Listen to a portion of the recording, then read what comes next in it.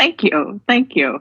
You're I welcome. believe it's no coincidence that I'm sitting here with you once again, Les Brown. I recently was on a call with you at the No, You're Not Alone event. And I want to ask you because I have to pass the opportunity, unfortunately, because I can't come up with a 3K. So, what is the best advice you can give to somebody that want to impact the world for adoptees in the world? I want to be a keynote speaker and share my message about the awareness and how we think and feel as adoptees because I feel it's important message out there. Are you adopted? Yes, I am. Very good. Well, you know what? You're in the right place at the right time. So, I'm going to use you today for an example. Do you mind?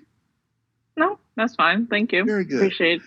So, I want to ask you this question. I want you to go into your imagination. Mhm.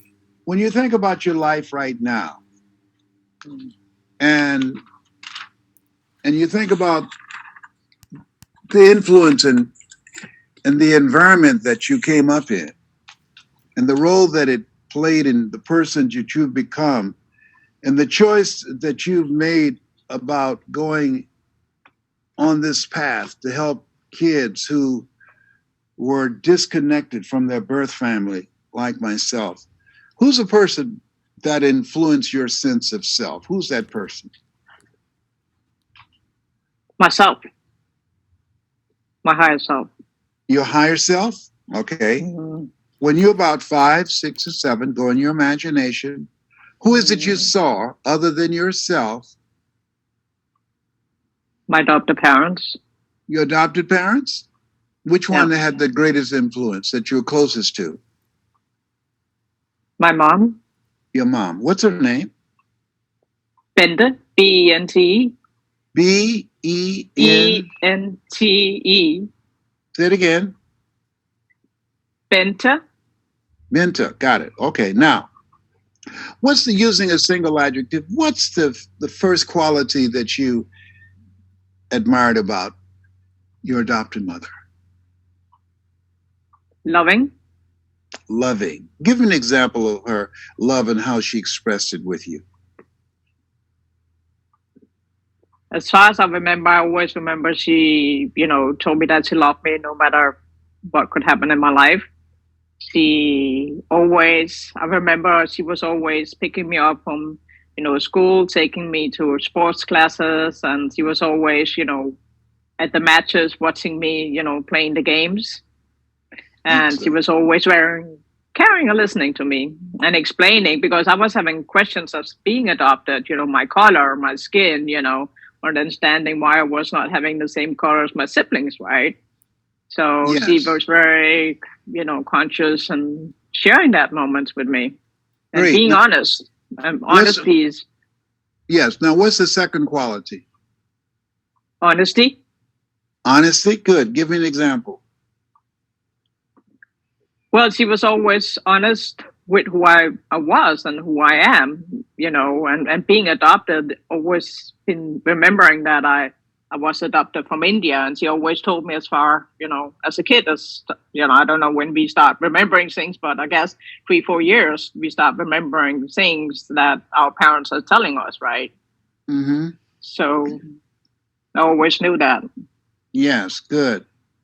And what's the third quality?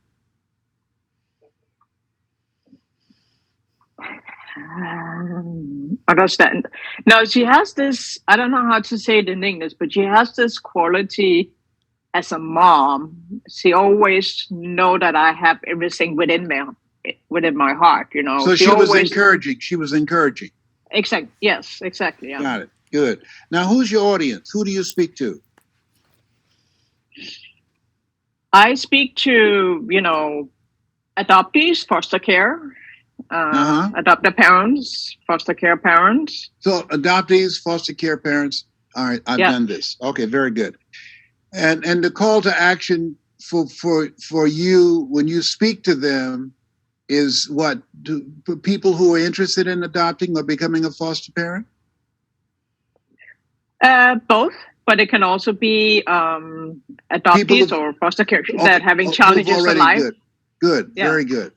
Good. But I want to speak to the mental health, right? Because as an adoptee, we can have a lot of challenges in Got life, it. Got it. Okay, very good.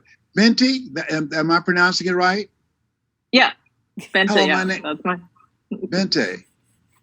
Bente. Bente? Huh? Say it again. Bente? Bente. Hi, my name is Bente.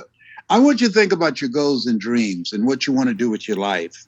I'm so glad to be here to speak to foster parents, adopted parents, and some of you are adopted children, and some of you are foster kids. When I look at my life and I think about where I am and who I am, and God took me out of my biological mother's womb and placed me in the heart of my adopted mother. But there's something that I learned from my adopted mother and father that I think that we all, regardless of where we are in life, that that we can take a stand with our life that can serve us well now and in the future. And I want you to write this down. Be loving. Mm-hmm. It's been said that God is love, and he who dwelleth in love dwelleth in God, and God in them. There's a song years ago. What the world needs now is love, sweet love. It's the only thing. There's so little love. A time where people are turning on each other, turning against each other for all kinds of reasons, being at each other's throat because of politics, because of religion, all types of things. But out of nowhere, it just dropped in my spirit of who I am and what caused me to take a stand with my life, to live a life of contribution, to live a life that counts, to live a life that matters. I realized that the loving environment that I came up in, it, it caused me to be who I am. As much as I have chosen this path, I was chosen for this path. You were chosen for something. You are an unrepeatable miracle. And whatever you think about doing, do it with love. Live from your heart. This thing called life is hard work and hard work. It's HARD, it's hard. And it's HEART. Yes, it's hard work. Where your heart is, there your treasure is also. I encourage all of you to do what's in your heart. I'm speaking to you now because that's what's in my heart. Most people go through life just looking for a job. A job is what you get paid for, but a calling that's in your heart, that's something that you're made for. Here's something else. Honesty. I came up in a home of diversity. And when I think about my life and think about my parents, they were honest. They were straight shooters with me. They let me know that there are differences in life and that it doesn't matter what people think about you and what they say about you. What matters most is what you think and what you say to yourself. And as I stand before you now, I see all of you deciding to live a life of contribution. The greatest among you will be your servant. Deciding to push humanity forward and understanding that life is difficult. That we won't get everything that we want out of life, everything that we want, that it's going to take a fight. We won't get everything that we want out of life. It will be a fight, those things that we want. But I can tell you, it's worth it. Be honest that life is going to be challenging. Think it not strange that you face the fiery furnaces of this world. You will, not you might. You will have tribulations. Stuff's going to happen to you in life. Stuff is going to happen to you and happen to people that you care about. And Simba, you're more than that which you have become. Those words from Mustafa, most certainly right. You're more than that which you have become. There's so much more that you're going to do.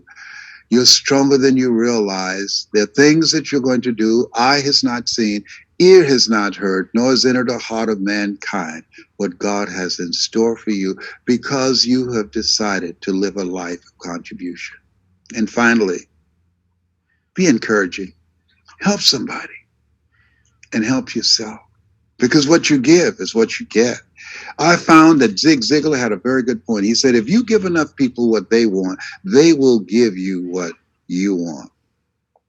And Maya Angelou said something that I love very much. She said that people don't care how much you teach them or how much you know. They care about, do you care about them? And when we build relationships of communities of collaborative, achievement-driven, supportive relationships, when we build relationships that are loving, that are honest, that we're encouraging each other, when we live our lives from a place of knowing that love, hope, and inspiration are perfumes we can't sprinkle on others without getting a few drops on ourselves. I can tell you what I learned more than anything from my adopted parents. Live a life of contribution.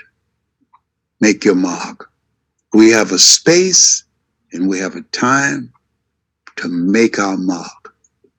That's my story, and I'm sticking to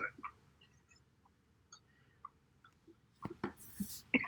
Well, you are lucky we are recording because that was pretty amazing. Les Brown wrote you basically a speech. So talk about proximity equals power.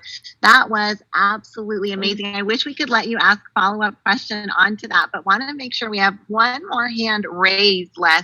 And then I know some folks. First of all, I want to apologize. I thought I was serving y'all by spending more time with you. You are absolutely serving. Are you Thank kidding? you. So good. So good. Yes, ma'am. But was that helpful? Thank you, Les. Yeah, I would love to have a private conversation with you. Well, you will do taking that it to the next level. Call Annie and she will hook us up. Okay. Thank you. Thank Got you. it. Okay. Yes. Appreciate Next person. Annie.